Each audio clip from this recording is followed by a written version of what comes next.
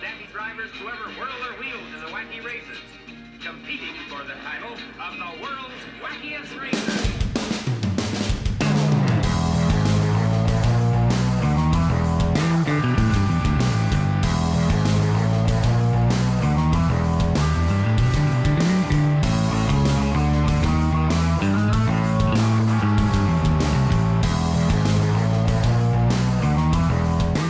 Hey guys, and welcome to Tantrum House Studio 3. I'm Will Meadows. And I'm Sara Meadows, and today we're reviewing the game Wacky Races, published by CMON.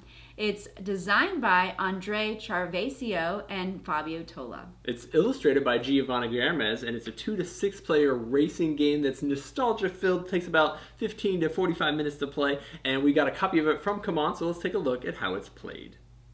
To set up the game, have each player choose a racer. Give them their player board and special cards, and then deal 3 movement cards to each player. Place the starting board with Dick Dastardly's car at the back, and in turn order place 1 vehicle at each spot along the starting board.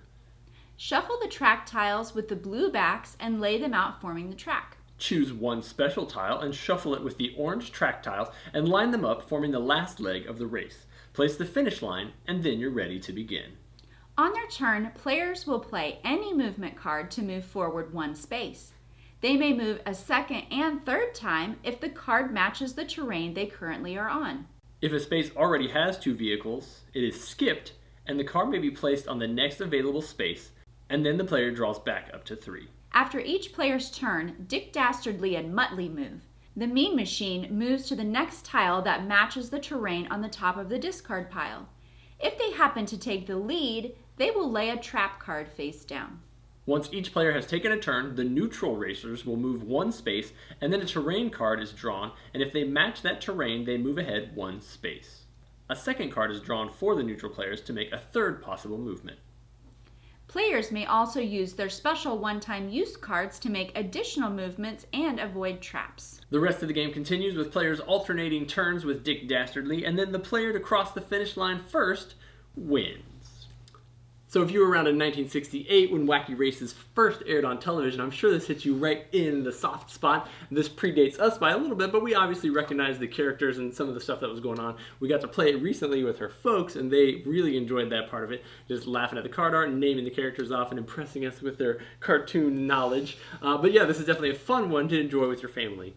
Yeah, it has a very simple rule set, so when you do play with family members or friends who may not be heavy board gamers, it's easy enough to pick up. You simply move your car on the track depending on the second and third movement if you happen to have the matching terrain tiles, and then there are those special powers that you can choose to use at any point 1 time in the game. You've also got Dick Dastardly, who's laying traps along the way as he moves, and that actually works as a really great catch the leader mechanic in the game, because as you get further along in the game, you're going to be the first to set off that trap, and it's going to push you back just a little bit further into the game. You do have a set of unique player power cards that everybody has, and those things allow you to sometimes avoid traps or overcome different things like that.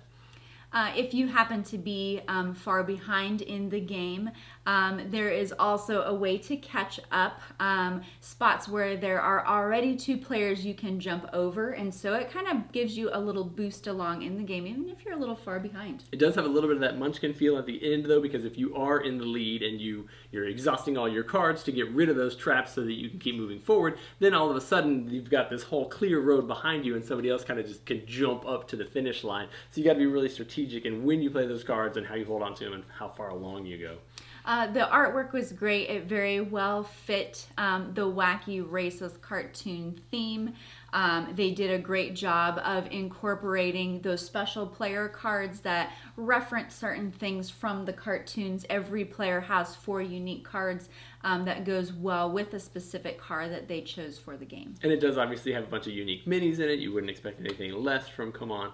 So really overall nice little table presence, enough strategy in it that you're going to enjoy, that you're going to feel like you're making good decisions on your turn, but then plenty of luck as you hope to just have the cards that you need in order to get around the track and wrap it up and win the game. Yeah, and it is a very quick game. You can play in 10 minutes or so. And if you have a lower player count, there is a way to add in those neutral players to have a fuller game experience where you're still doing a lot of movement on the board. If Wacky Races sounds like something that you'd be interested in, definitely check it out. And then let us know in the comments as well. Are race games you guys' forte? Do you love them? Do you hate them?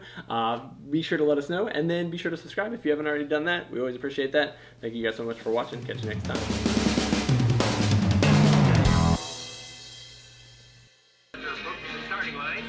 Did you nail it? Totally wild. Totally off.